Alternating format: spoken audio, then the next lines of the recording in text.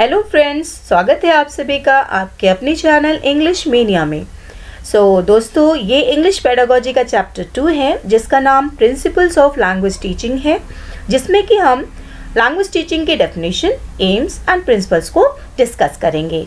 ये पार्ट 1 है बिकॉज हमारा एक बहुत इंपॉर्टेंट टॉपिक रह जाएगा, इसमें कवर नहीं हो पा रहा है, जो कि मैक्सिम्स यूज्ड वाइल टीचिंग है। उसे मैं पार्ट 2 में रखूँगी और जिसका कि आपको नोटिफिकेशन मिल जाएगा। जिसने भी मेरा चैनल सब्सक्राइब किया है उसे ज़रूर नोटिफिकेशंस मिल जाएंगे, और अगर आपने सब्सक्राइब नहीं किया है तो आप कर सकते हैं, सो दैट कि आपको भी नोटिफिकेशंस मेरे सभी वीडियोस की मिलती रहे।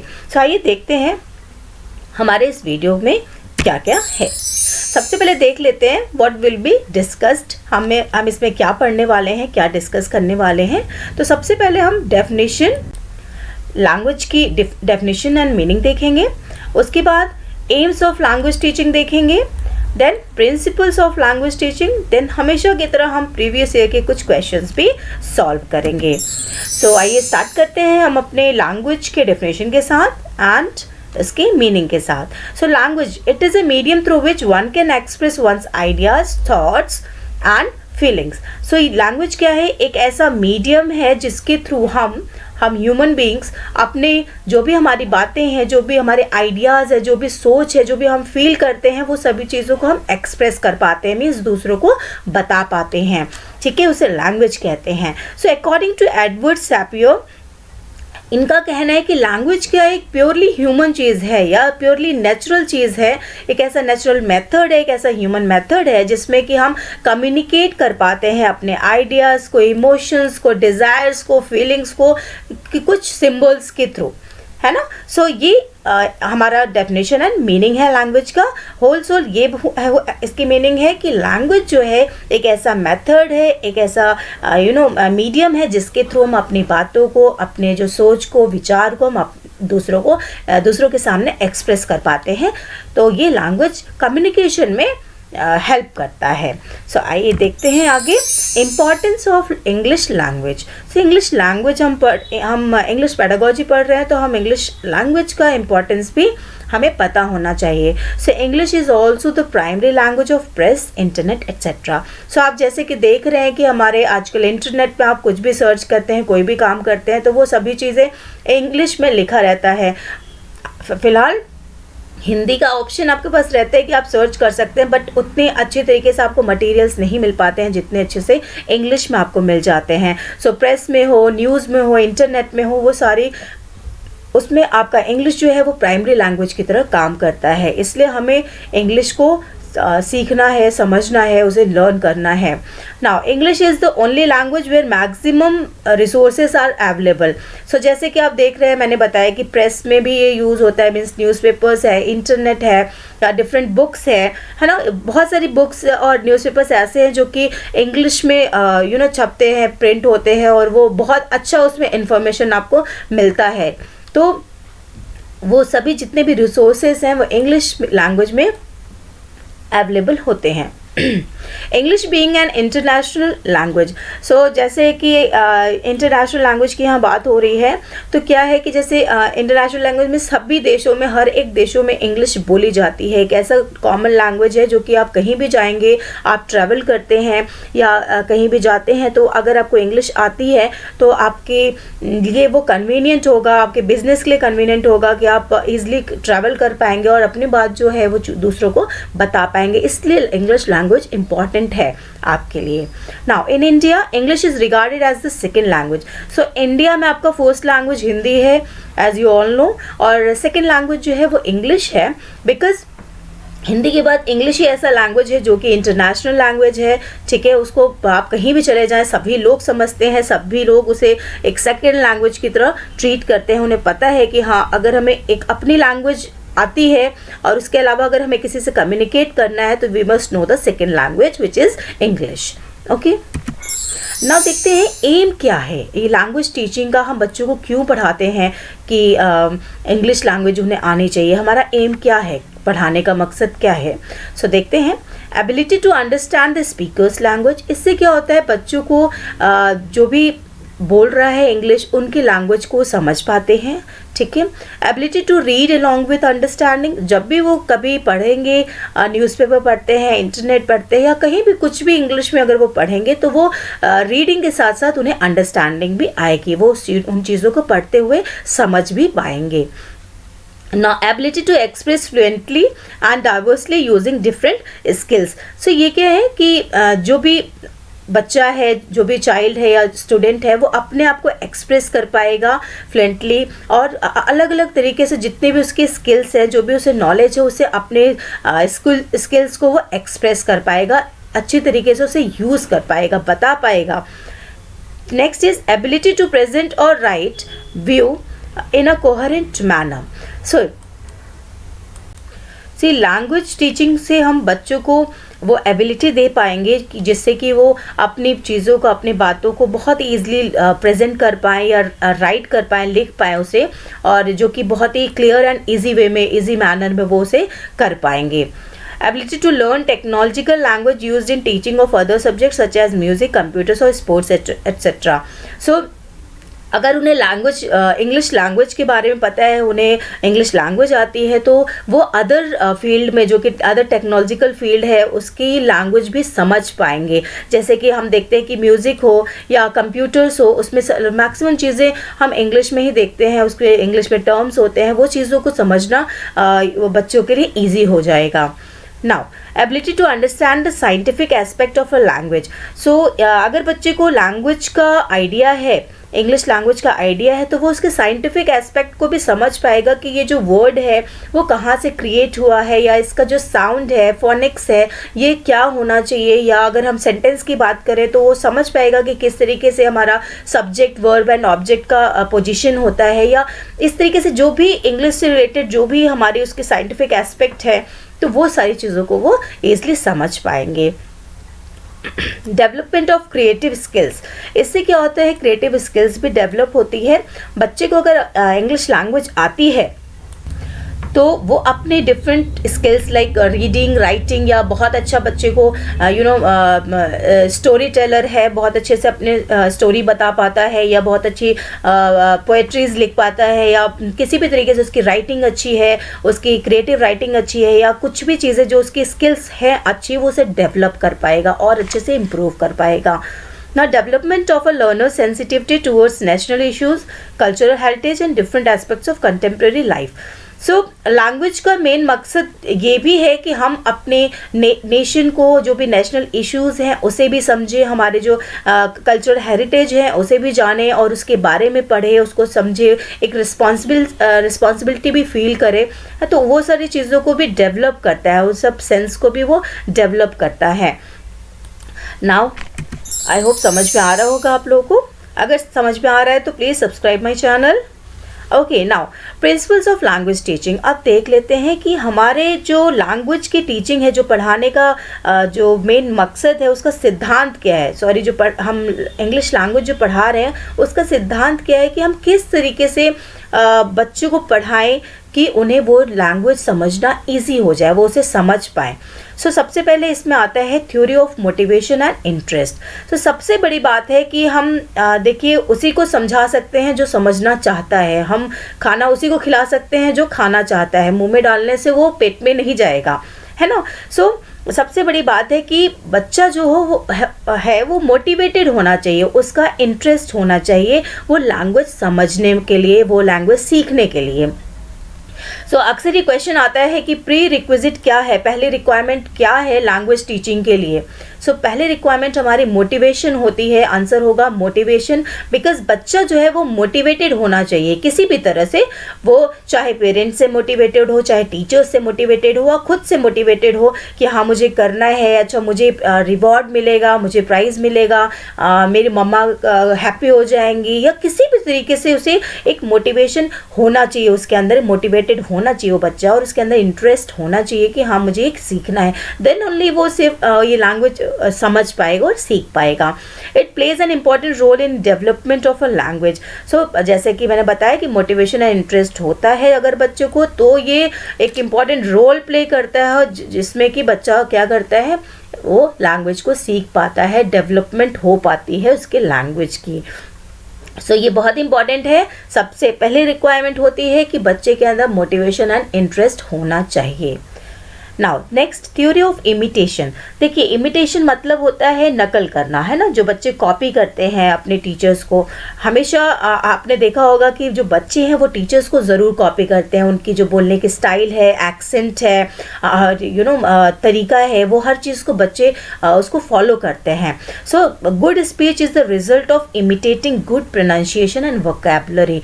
सो क्या है जो गुड स्पीच, अगर बच्चा एक अच्छा स्पीच दे पाता है या अच्छे से बोल पाता है तो वो तभी हो पाता है जब टीचर जो है उसकी प्रोनाउंसिएशन एंड वोकैबुलरी अच्छी होती है। अगर टीचर ही गलत बोलेगा तो बच्चे के अंदर, अगर बच्चा वो कॉपी कर रहा है तो वो बच्चे के अंदर भी वही चीज़ें जाएंगी और वो वही चीज़ें सीखेगा। सो ये क्या है, ये एक बहुत बड़ी रिस्पॉन्सिबिलिटी होती है कि टीचर्स को खुद अपनी प्रोनाउंसिएशन, वोकैबुलरी एंड जो भी नॉलेज है उसे अपडेट करना होता है और क्लियर रखना होता है। Now tape recorder, radio and gramophone can also be used for the set purpose। ठीक है, बच्चे इमिटेशन करते हैं तो बच्चों को हम कुछ टेप दिखा सकते हैं, जैसे रिकॉर्डेड कुछ वीडियोस होते हैं, कुछ रेडियो में होते हैं जिसमें कि वो बच्चे साउंड को सुनते हैं, वर्ड्स को सुनते हैं, वोकैबुलरी सुनते हैं, प्रोनाउंसिएशन सुनते हैं और उसे कॉपी करते हैं, है ना। ये सारी चीज़ों का हम यूज़ कर सकते हैं उनको इमिटेशन, उनके इमिटेशन के लिए, लैंग्वेज टीचिंग के लिए we can use such kind of things. Now theory of habit formation. देखिए, आपको जैसे पता है कि practice makes a man perfect, तो एक हैबिट बन जाती है जब हम प्रैक्टिस करते हैं किसी चीज़ की, बार बार वही चीज़ें करते हैं तो हमारी क्या होता है, एक हैबिट बन जाती है। तो बहुत इम्पॉर्टेंट है कि हम बच्चों के अंदर एक हैबिट का फॉर्मेशन करें, उनके अंदर एक हैबिट बनाए लैंग्वेज के लिए। सो वो कैसे करते हैं, as we master other skills after regular practice this language can also be mastered after regular practice. जैसे कि हम किसी भी काम को हम अगर बार बार प्रैक्टिस करते हैं तो हम उस पर मास्टर हो जाते हैं, सेम एज दैट हम लैंग्वेज के लिए भी अगर हम मेहनत करते हैं, बार बार उसको करते हैं, अपने हैबिट में ला देते हैं, प्रैक्टिस करते हैं, तो हमारी वो हैबिट बन जाती है और हम उसे सीख लेते हैं धीरे धीरे। Now teacher can make language pattern as habit through intensive pattern practice in a variety of situations. अब टीचर क्या कर सकते हैं हैबिट फॉर्मेशन के लिए, बच्चों को इंटेंसिव पैटर्न प्रैक्टिस करा सकते हैं। मीन्स कि बच्चों को हर थोड़ी थोड़ी देर में उनको रेगुलर वो सेम एक्सरसाइज दिया जा सकता है ना। बस ये है कि बच्चों को एक थोड़ा सा इंटरवल में दिया जाना चाहिए, ऐसा नहीं कि रेगुलर कंटिन्यूसली हम वही सेम चीज़ करा रहे हैं तो वो बच्चों के अंदर बोर्डम क्रिएट कर देता है, बोरिंग हो जाता है उनके लिए। सो हैबिट फॉर्मेशन एक इंटेंसिव पैटर्न प्रैक्टिस है कि हमेशा वो बच्चों को एक कुछ चीज़ों का प्रैक्टिस कराते रहें, लाइक रीडिंग है, राइटिंग है ना, स्पीकिंग है। ये सारी चीज़ों का टीचर्स को ध्यान रखना चाहिए कि इंग्लिश लैंग्वेज में इन सब का बहुत ही ज़्यादा इंपॉर्टेंस है। Now theory of exercise, practice and drill. So exercise क्या है, जो हम बच्चों को प्रैक्टिस एंड ड्रिलिंग कराते हैं, वो हमारी इस थ्योरी में, इस प्रिंसिपल में है, sorry. So practising and drilling play an important part in language teaching. So ये दोनों चीज़ें बहुत ही इंपॉर्टेंट रोल प्ले करती है लैंग्वेज टीचिंग में, क्योंकि हम जब प्रैक्टिस कराते हैं, ड्रिल कराते हैं, तो वो बच्चों को धीरे धीरे वो सारी चीज़ें माइंड में आती जाती हैं, बच्चे सीखते जाते हैं और वो सारी चीज़ें उनके बिहेवियर में, उनकी पर्सनालिटी में जाती है, जिससे कि वो लैंग्वेज को ईजिली सीख पाते हैं। Now repetition of things at proper intervals should be done. जैसे कि मैंने इसके पहले भी आपको बताया, जो हमारा हैबिट फॉर्मेशन का पॉइंट था कि कोई भी चीज़ अगर हम हैबिट भी बना रहे हैं या किसी चीज़ की प्रैक्टिस और ड्रिलिंग करा रहे हैं तो ये एक प्रॉपर इंटरवल में होना चाहिए। बिकॉज वो क्या हो जाता है कि बच्चों को एक ही चीज़ बार बार करने से उनके अंदर कोई एक ही प्रैक्टिस बार बार करेंगे तो उनको वो बोर होने लगते हैं। जैसे कि हम भी अगर बार बार एक ही चीज़ करें तो हम भी बोर हो जाएंगे, सेम एज दैट बच्चों को भी हमें डिफरेंट सिचुएशन में रखना है, डिफरेंट तरीके से हमें उन चीज़ों को सिखाना है। Now theory of individual differences, learners possess different abilities, personalities and belong to different backgrounds. अच्छा, इंडिविजुअल डिफरेंसेस मतलब ये है कि जैसे हमारे क्लास में 20 बच्चे हैं तो वो 20 जो बच्चे हैं, वो 20 स्टूडेंट्स जो हैं, वो एक ही बैकग्राउंड से नहीं है, एक ही सिचुएशन में नहीं है, उनकी फैमिली कंडीशन या जो भी आप कुछ भी उनके साथ है वो एक नहीं है, दे आर डिफरेंट, उनकी हर एक चीज़ डिफरेंट है। तो हमें ये चीज़ों को ध्यान में रखना चाहिए, है ना। सो जो लर्नर्स है, उनकी जो एबिलिटीज़ है, उनकी जो पर्सनालिटी है, वो सारी चीज़ें डिफरेंट है, उनके बैकग्राउंड डिफरेंट है। Now, adopt different tacts, strategies, multiple approaches to make learning meaningful. So हमें वो सभी बच्चों के बैकग्राउंड को ध्यान में रखते हुए कुछ ऐसी स्ट्रैटेजी अडॉप्ट करनी चाहिए, कुछ ऐसे टैक्टिक्स अडॉप्ट करने चाहिए, कुछ ऐसे अप्रोच रखने चाहिए जिसके थ्रू हम उन्हें लैंग्वेज को सिखा पाएँ. Now, theory of using mother tongue. Mother tongue जैसे आपको पता है कि बच्चे की फर्स्ट लैंग्वेज होती है जो कि वो घर में सीखते हैं, उनके घर में बोली जाती है, वो उनकी हमारी मदर टंग हो जाती है. सो इसको हम किस तरीके से यूज़ करते हैं. See, mother tongue should be sparingly judiciously used while teaching English. अब कुछ जो हमारे लिंग्विस्टिक है या कुछ हमारे जो साइकोलॉजिस्ट है उनका ऐसा कहना है कि मदर टंग जो है वो किसी भी तरह से यूज़ नहीं होता है लैंग्वेज टीचिंग में, और वो यूज़फुल नहीं रहता है. बट ये जो कुछ लोगों का ऐसा मानना है कि उसे अगर हम अच्छे से एक किफ़ायत से या संयम तरीके से अगर हम उसको यूज़ करते हैं, अगर बहुत ही समझदारी से यूज़ करते हैं, विवेकपूर्ण तरीके से यूज़ करते हैं, तो वो मदर टंग भी हमारे लिए यूज़फुल होगा बच्चों को वो लैंग्वेज, वो सेकेंड लैंग्वेज जो इंग्लिश लैंग्वेज है वो सिखाने में. Now, inputs from the target language in a simple graded manner can help. So हमारा टारगेट लैंग्वेज क्या हो जाता है. टारगेट लैंग्वेज मीन्स जो हमें लैंग्वेज सिखानी है, मीन्स इंग्लिश लैंग्वेज हमें जो सिखानी है वो हमारी टारगेट लैंग्वेज हो जाती है. तो हमें कुछ ऐसे ये मदर टंग जो एक इनपुट की तरह काम करता है कि हम सिंपल एंड ग्रेडेड मैनर से स्टार्ट करके हम उसे थोड़ा धीरे धीरे टफ करते हुए उस बच्चे को सिखा पाएँ. अगर हम मदर टंग से उन्हें सिखाना शुरू करते हैं तो बच्चों के लिए ईजी हो जाता है उसे समझना, उनके अंदर एक कॉन्फिडेंस आता है. तो हम उसको धीरे धीरे जैसे जैसे बच्चे सेकेंड लैंग्वेज को समझते जाते हैं तो हम अपने लैंग्वेज को, हमारे समझाने के तरीक़े को हम मदर टंग से धीरे धीरे टारगेट लैंग्वेज में टोटली कन्वर्ट कर सकते हैं. बट वो हेल्प करता है मदर टंग बच्चों को एक नॉलेज को गेन करने में, उसे डेवलप करने में. Now, in general the use of mother tongue can facilitate the acquisition of foreign language. So यहाँ पे भी यही कहा जा रहा है कि जो मदर टंग है वो फैसिलिटेट करता है, हेल्प करता है फॉरेन लैंग्वेज सीखने में. फॉरेन लैंग्वेज क्या है, हमारे इंग्लिश लैंग्वेज है, वो हमारी फॉरेन लैंग्वेज है. नेक्स्ट है theory of exposure to the language. So आइए देखते हैं इसमें क्या है. Provide language familiar environment to so that they could get maximum opportunities to listen and speak. So बच्चों को हमें ऐसा एनवायरनमेंट प्रोवाइड करना चाहिए जिसमें कि बच्चे ज़्यादा से ज़्यादा उन्हें अपॉर्चुनिटी मिले, उन्हें ज़्यादा से ज़्यादा चांस मिले बोलने और सुनने का, है ना. उन्हें अगर हम क्लास में उन्हें बोलने का मौका देते हैं तो वो बच्चे ज़्यादा अच्छी तरीके से उस लैंग्वेज को समझ पाएंगे या बोल पाएंगे. बोलने से बच्चे वो ज़्यादा अच्छी तरीके से लैंग्वेज को सीख पाएंगे, ज़्यादा जल्दी सीख पाएंगे. तो उन्हें ज़्यादा से ज़्यादा चांस देना चाहिए कि वो उस लैंग्वेज को बोलें और सुने. By forming language clubs, displaying charts and using audio visual devices. तो ये हम कैसे कर सकते हैं, जो टीचर्स हैं वो बच्चों के लिए एक लैंग्वेज क्लब बना सकते हैं, उनको चार्ट्स डिस्प्ले कर सकते हैं या कुछ ऑडियो विजुअल डिवाइसेस की हेल्प से उनको हम ज़्यादा से ज़्यादा एक्सपोजर दे पाएंगे. हम कुछ ऐसे चार्ट्स बना दें, 2-3 चार्ट बना दें और उस पर बोले कि बच्चों इसको देख के आप, इसके पिक्चर्स को देख के आप कोई स्टोरी फ्रेम करिए, कुछ स्टोरी बनाइए इंग्लिश लैंग्वेज में, तो बच्चे वहाँ पे बोलेंगे, है ना. और अगर हम उसे वर्ड्स देते हैं या कुछ ऐसे सेंटेंस, कुछ ऐसी स्टोरी देते हैं जिसपे कि हम बीच बीच में ब्लैंक छोड़ दें, जिसे हम क्लोज टेस्ट कहते हैं. अगर हम उसे हर 7th जो हमारा वर्ड होगा उसे हम ब्लैंक करते जाते हैं और बच्चों से अगर बोलते हैं कि बच्चों इसमें क्या वर्ड होगा, क्या आ सकता है, आप उसको फिल करते जाओ, तो इस तरीके से बच्चे सुनेंगे और बोलेंगे तो उनको जो ज़्यादा से ज़्यादा एक्सपोजर मिलेगा, एक एनवायरनमेंट क्रिएट होगा. Now, correlation with life.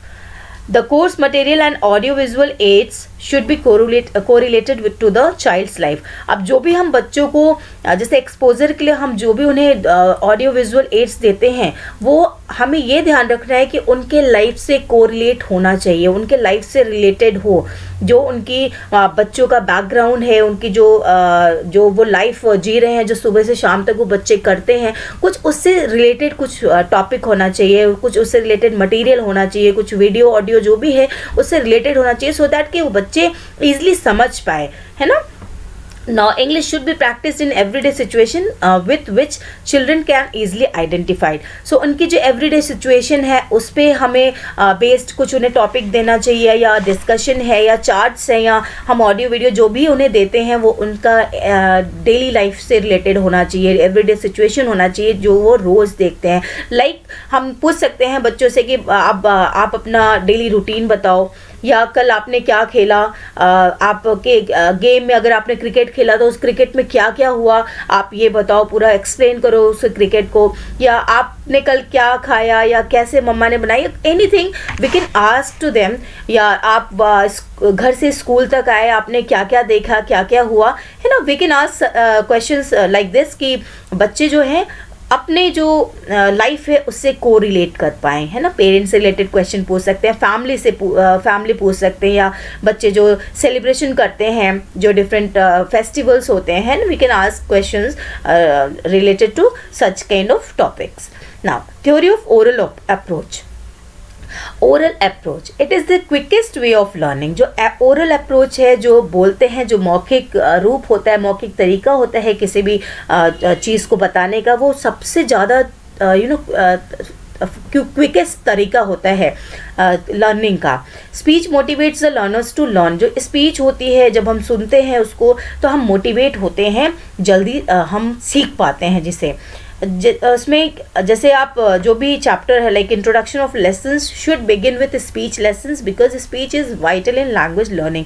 तो अगर टीचर कोई भी चैप्टर स्टार्ट करती है क्लास में, तो उसे टीचर्स को चाहिए कि सबसे पहले बच्चों को स्पीच दे, मीन्स उसका इंट्रोडक्शन बताए, ओरली बताए, जिससे कि बच्चे पहले उस पूरी स्टोरी का उन्हें समझ में आ जाए कि हाँ ये this story is about what, क्या है, किस बारे में है ये स्टोरी और क्या है ये स्टोरी. उन्हें एक ओरल अप्रोच देना चाहिए, जिससे बच्चे बहुत इंटरेस्ट के साथ सुनते भी हैं.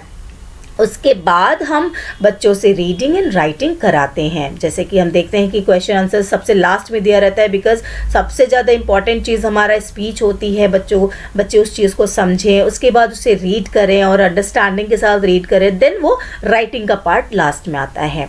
तो ओके, सो जो ओरल अप्रोच है वो हमारा बहुत ही इंपॉर्टेंट प्रिंसिपल है और क्विकेस्ट वे है. Now, 10th, theory of selection and gradation. It should depend on their frequency, usefulness, teachability and difficulty level. अब जो selection and gradation है कि हम क्या पढ़ाएं बच्चों को, किस तरीके से पढ़ाएं, वो बच्चों के लेवल के अकॉर्डिंग होना चाहिए कि बच्चों का लेवल क्या है. लाइक अगर बच्चा 5th क्लास का है, 7th क्लास का है और हम उसे 9th 10th क्लास का पढ़ा रहे हैं, तो वो बच्चों के नहीं समझ में आएगा. तो उनका जो लेवल है, पहले आप लेवल समझो बच्चों का क्या है. हम जब भी कुछ चैप्टर स्टार्ट करते हैं तो सबसे पहले हमें ये आइडिया ले लेना चाहिए कि बच्चों को उस चीज़ के बारे में कितना नॉलेज है, या क्या लेवल है उस टॉपिक से रिलेटेड, बच्चों को क्या जानते हैं उसके बारे में, ये हमें आइडिया ले लेना चाहिए. सो हमारे जो टॉपिक का सिलेक्शन है और ग्रेडेशन है, या उसको पढ़ाने का जो भी तरीका है, वो हमें बच्चों के अकॉर्डिंग लेना चाहिए, उनके लेवल के अकॉर्डिंग लेना चाहिए. Now, items of learning should be presented according to the order of ease. अब जो आइटम्स है, जो हम डिफरेंट मटेरियल्स यूज़ करते हैं चैप्टर्स को एक्सप्लेन करने के लिए, उसे समझने के लिए, तो वो भी कुछ ऐसा होना चाहिए कि बच्चों का एक स्ट्रक्चरल एंड वोकैबुलरी जो ग्रेडिंग है वो भी प्रॉपर तरीके से हो, कि ऐसा उस सेंटेंस का स्ट्रक्चर हो कि वो बच्चों के लेवल के अकॉर्डिंग हो, जो उसमें वोकैबुलरी हो वो भी इजी हो कि बच्चे समझ पाएँ, है ना. उनकी क्लास के अकॉर्डिंग, के लेवल के अकॉर्डिंग ये सारी चीज़ें होनी चाहिए, सो दैट कि बच्चे उस चीज़ों को, लैंग्वेज को समझ पाएँ. नहीं तो कोई यूज़ नहीं है अगर वो नहीं समझ पाते हैं तो, है ना. Okay, theory of ratio and series, इसे हम नेचुरल ऑर्डर ऑफ लर्निंग भी कहते हैं. जैसे कि सिलेक्शन एंड ग्रेडेशन है, उसमें भी हमने बताया कि बच्चों को जो चीज़ें समझ में आती हैं उनके लेवल के अकॉर्डिंग पढ़ाना चाहिए. उसी तरीके से एक बहुत ही इंपॉर्टेंट ये ऑर्डर है कि सबसे पहले हम बच्चों को listening, then speaking, then reading and then writing कराते हैं, जिसे हम LSRW कहते हैं। ये 4 बेसिक स्किल्स होते हैं लैंग्वेज के, ठीक है। और सबसे पहले हमें बच्चों पे फोकस करना चाहिए कि वो लिसनिंग सीखें, जिसमें कि हम स्पीच दें और बच्चे सुने और उसे समझें। देन स्पीकिंग, देन उन्हें चांस दें बोलने का। देन रीडिंग का उनको चांस दें, उन्हें रीड कराएं, उनको रीडिंग भी उनकी अच्छी हो। उसके बाद लास्ट में आता है राइटिंग का। जैसे कि आप देखते होंगे सबसे पहले बच्चा जो होता है छोटा, वो सबसे पहले क्या करता है, क्या बोलना शुरू कर देता है, लिखना शुरू कर देता है? नहीं, वो पहले सुनता है, सभी की बातें सुनता है, सब चीज़ वो पहले सुनता है, उसे समझने की कोशिश करता है, फिर उसी चीज़ को कॉपी करके बोलने की कोशिश करता है। फिर धीरे धीरे बड़ा होता है तो वो रीडिंग करना स्टार्ट करता है, उसके बाद कहीं जाके हम उसको लिखना स्टार्ट करवाते हैं। उसी तरीके से 4 बेसिक स्किल्स है जो कि हमें टीचर्स को ध्यान रखना चाहिए कि हाँ, हमें इसी तरीके से इसी प्रिंसिपल को फॉलो करना है। Now these skills should be taught in their natural order. So ये जो skills है, ये इसका natural order यही है, LSRW, listening, speaking, reading and writing। ये एक natural order है। ये बच्चों को हमें इसी तरीके से, इसी रेशियो में, इसी सीरीज में पढ़ाना चाहिए लैंग्वेज को। Now next is theory of child centred learning. So child centred learning, जैसे कि आजकल हम पढ़ते हैं कि हमारा जो स्कूल है वो भी चाइल्ड सेंटर्ड होना चाहिए, तो हमारा जो लर्निंग है वो भी चाइल्ड सेंटर्ड होना चाहिए। मीन्स बच्चों को ध्यान में रख के सिर्फ बच्चों के लिए हमें ये जो भी थ्योरी है, प्रिंसिपल्स है, वो रखना है, हमें यूज़ करना है कि जो भी चीज़ें हम पढ़ा रहे हैं वो बच्चों को समझ में आ जाए। हम जितने भी एफर्ट लगा रहे हैं वो बच्चों के लिए हो, ठीक है ना। और प्रायोरिटी हमें बच्चों को ही देना है। Now student should be given priorities while teaching, ठीक है, हमें बच्चों को प्रायोरिटी देनी है। Now teaching should be done keeping in mind the child's need. अब हम देख रहे हैं कि बच्चों को कुछ और पढ़ना है या मन नहीं है पढ़ने का, एक ही चीज़ें काफ़ी रिपीट होती जा रही है, तो हम उनके साथ ज़बरदस्ती नहीं कर सकते, हमें बच्चों के नीड के अकॉर्डिंग काम करना चाहिए। सो हमें चाइल्ड सेंटर्ड लर्निंग, हाँ, ऐसा नहीं कि हाँ हमें एक चैप्टर ख़त्म करना है तो मैं ये चैप्टर ख़त्म कर दूंगी और अब चाहे बच्चों को समझ में आए चाहे ना आए, उनका इंटरेस्ट है कि नहीं है, वो पढ़ना चाह रहे हैं कि नहीं पढ़ना चाह रहे हैं या कुछ और जानना चाह रहे हैं। सो ऐसे नहीं होना चाहिए। टीचर्स को हमेशा उनकी नीड्स को समझते हुए उन्हें मोटिवेट करना चाहिए, उनके अकॉर्डिंग काम करना चाहिए। नाउ सो आई होप आपको समझ में आ गया होगा प्रिंसिपल्स, जो इसके सिद्धांत थे कि हम किस तरीके से लैंग्वेज पढ़ा सकते हैं, इंग्लिश लैंग्वेज बच्चों को सिखा सकते हैं। और आइए कुछ क्वेश्चन सॉल्व करते हैं जो कि प्रीवियस ईयर के कुछ क्वेश्चंस हैं। स्टार्ट करते हैं 1 बाय 1। सबसे पहला क्वेश्चन देखते हैं। Anshu is teaching English to class 6 students and her class seems to be noisy. She is probably, so जो अंशु हैं, मैम जो हैं वो पढ़ा रही हैं 6 क्लास के स्टूडेंट्स को इंग्लिश, और उनकी क्लास में काफ़ी नॉइस हो रहा है, हल्ला हो रहा है, आवाज़ आ रही है। तो वो क्या हो रहा है उनकी क्लास में, प्रोबेबली हो क्या रहा है, आप ये बताइए। सो इसके ऑप्शंस देखते हैं। टीचिंग अ क्राउडेड क्लास, क्या वो बहुत ही ज़्यादा उस क्लास में बच्चे हैं, ऐसी क्लास को पढ़ा रही हैं इसलिए इतना आवाज़ आ रहा है। Not able to manage the class, क्या मैम एबल नहीं है कि क्लास को मैनेज कर पाएँ। सो देखिए, जो हमारा रूल है, रूल के अकॉर्डिंग हमारी क्लास क्राउडेड नहीं हो सकती, उसमें नंबर ऑफ स्टूडेंट्स फिक्स होते हैं, उससे ज़्यादा नहीं होते हैं, तो ये ऑप्शन गलत हो जाता है। सेकंड है कि अगर हमारी इफ़िशिएंसी पे कोई डाउट है और क्वेश्चन ऐसा आ रहा है कि not able to manage the class, तो ये सबसे पहले रॉन्ग हो जाएगा, बिकॉज जो टीचर्स हैं वो उनसे ये एक्सपेक्ट किया जाता है कि वो अपनी क्लास को मैनेज कर लेंगी। ये नेगेटिव चीज़ें तो बिल्कुल करेक्ट नहीं होंगी, है ना। Not bothered about the noise, और बच्चे हल्ला कर रहे हैं और टीचर को कोई फ़र्क नहीं पड़ता, तो ऐसा नहीं है। हमारी रिस्पॉन्सिबिलिटी होती है कि बच्चों को एक डिसिप्लिन में बैठाएं, उन्हें मैनेज करके रखें। हैविंग ग्रुप वर्क, येस, ये हो सकता है कि हम कुछ ऐसा वर्क करा रहे हैं, कुछ ऐसा ग्रुप वर्क करा रहे हैं जिसमें 2 बच्चे, 3 बच्चे या 4 बच्चे मिलके किसी एक काम को कर रहे हैं। ग्रुप वाइज डिवाइडेड है क्लास, और किसी एक टॉपिक को हमने दिया है और उसमें वो ग्रुप वाइज वर्क कर रहे हैं, तो थोड़ा बहुत नॉइस हो सकता है। Yes, this is the correct answer, having group work.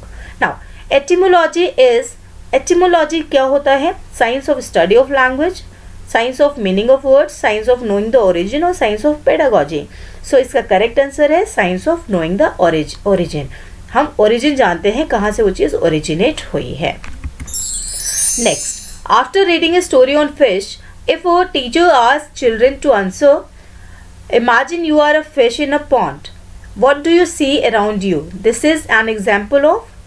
सी एक टीचर ने फिश की एक स्टोरी बताई, पढ़ा रही हैं, और बच्चों से उन्होंने पूछा कि बच्चों इमेजिन करो कि आप फिश हो और आप अपने चारों तरफ क्या देखते हो उसे बताओ। ये क्या है, किस तरीके का क्वेश्चन है, क्या किस चीज़ का एग्जाम्पल है? कोई मल्टीपल चॉइस क्वेश्चन है? नहीं, मैम ने तो कोई ऑप्शन नहीं दिया है, उनसे खुद ही पूछा है, तो ये रॉन्ग हो जाएगा। कॉम्प्रिहेंशन क्वेश्चन है, क्या ये कोई मैम ने स्टैंजा बताया है या पहले से ही स्टोरी बता दी है, उस पर बेस्ड कोई क्वेश्चन पूछ रहे हैं? No, this is nothing like that, कुछ भी ऐसा नहीं है, तो ये भी रॉन्ग है। क्लोज टाइप क्वेश्चन, क्या ये क्लोज टाइप क्वेश्चन है या ओपन एंडेड क्वेश्चन है? ये क्लोज टाइप क्वेश्चन, जैसे मैंने आपको अभी डिस्कशन में एग्जांपल भी दिया था कि अगर हम कुछ स्टोरी बताते हैं, कुछ एक स्टैंजा बताते हैं और उसमें बीच बीच में फिलअप्स दे देते हैं बच्चों को कि उन्हें वर्ड्स फिल करना है, तो उसे हम क्लोज टाइप क्वेश्चंस कहते हैं। तो वो भी ये नहीं है, बिकॉज यहाँ कोई स्टैंजा नहीं दिया गया है, ये बच्चों पे पूरा का पूरा दे दिया गया है कि आप कुछ भी बताओ, आप जो सोचते हो वो बोलो। सो ऑफ कोर्स ये ओपन एंडेड क्वेश्चन है। This is the correct answer, D. Language is a tool, because language एक टूल क्यों है, एक हम इसे एक टूल की तरह क्यों ट्रीट करते हैं? बिकॉज ये क्या है, ऑफ कोर्स ये हमारे कम्युनिकेशन में हेल्प करता है। हम जो बोलना चाहते हैं, करना चाहते हैं, एक्सप्रेस करना चाहते हैं, वो हम लैंग्वेज की हेल्प से ईजिली कर पाते हैं। Next, TBLT in second language teaching is. अब ये TBLT क्या होता है, इसका फुल फॉर्म क्या है? सो मैं आपको बता ही देती हूँ। टास्क बेस्ड लैंग्वेज टीचिंग, इसका फुल फॉर्म होता है task based language teaching. So the correct answer is C। Next, a learner centred class should be one where. अब learner centred means child centred से ही है, ठीक है। हम कौन पढ़ता है, चाइल्ड पढ़ते हैं, तो लर्नर सेंटर्ड या child centred same thing. Now देखते हैं कि क्वेश्चन है कि जो लर्नर सेंटर्ड क्लास है वो कैसा होना चाहिए। शुड बी वन वेयर, कैसा होना चाहिए, जहाँ पे the learner should do the given exercise silently as silence is better for learning to occur. क्या बच्चों को जो वर्क दिया जाए चुपचाप करें, क्योंकि जो साइलेंस है वो ज़्यादा अच्छा होता है, उससे अच्छी लर्निंग हो पाती है। देखते हैं second point, the learner's personal views and feelings are taken into consideration. जो लर्नर्स है उनके पर्सनल जो व्यूज़ हैं या जो उनकी फीलिंग्स है उसे भी कंसिडर करना चाहिए, तो वो लर्नर सेंटर्ड होता है। The learners are intrinsically interested and are inclined to explore. जो लर्नर्स हैं वो बहुत ज़्यादा इंटरेस्टेड रहते हैं या एक्सप्लोर करने के लिए वो बच्चे अगर हमेशा तैयार रहें, बहुत ज़्यादा रेडी रहें, तो वो क्या लर्नर सेंटर्ड क्लास में होता है ऐसा। और नेक्स्ट देख लेते हैं, the teacher acts more as another participant in the learning process. तो क्या टीचर ज़्यादा एक्ट करती है, ज़्यादा रिस्पॉन्स करती है, वही सब कुछ बताती जाती है दूसरे पार्टिसिपेंट से ज़्यादा? तो ये तो एकदम गलत है, क्योंकि टीचर्स बच्चों को चांस देती है, उन्हें बोलने का मौका देती है। और यहाँ पे अगर हम देख लें कि लर्न साइलेंटली, तो साइलेंटली हम नहीं सीख पाते हैं, जब हम बोलते हैं चीज़ों को तभी हम ज़्यादा अच्छे से उसे समझ पाते हैं। यहाँ पे जो पर्सनल व्यूज़ हैं या पर्सनल फीलिंग्स हैं उनको ऐसा नहीं है कि कंसीडर किया जाता है, क्योंकि हम टॉपिक से बाहर नहीं जा सकते हैं। हम जो पढ़ा रहे हैं, हमारा जो कोर्स है उससे रिलेटेड ही क्वेश्चन पूछ सकते हैं और जो आंसर है उसके रिलेटेड ही हम आंसर ले सकते हैं, है ना। सो जो हमारा लर्नर सेंटर्ड क्लास होना चाहिए वो ऐसा होना चाहिए जिसमें कि बच्चे लर्नर्स जो हैं वो इंटरेस्टेड हों। सो करेक्ट आंसर होगा कि बच्चे जो हैं वो इंटरेस्टेड हों और चीज़ों को एक्सप्लोर करने के लिए इच्छुक हों, है ना। सो वो लर्नर सेंटर्ड होगा, वहाँ पे हम बच्चों को सिखा पाएंगे अच्छे से और वो स्टूडेंट सेंटर्ड हो पाएगा कि हम उनकी इंटरेस्ट को, उनकी जो उत्सुकता है उसको ध्यान में रखें। ओके, सो हियर मेरा एक्सप्लेनेशन ख़त्म होता है। So thank you for watching. I hope you liked my video and if you did so please like my video and subscribe my channel. Thank you so much.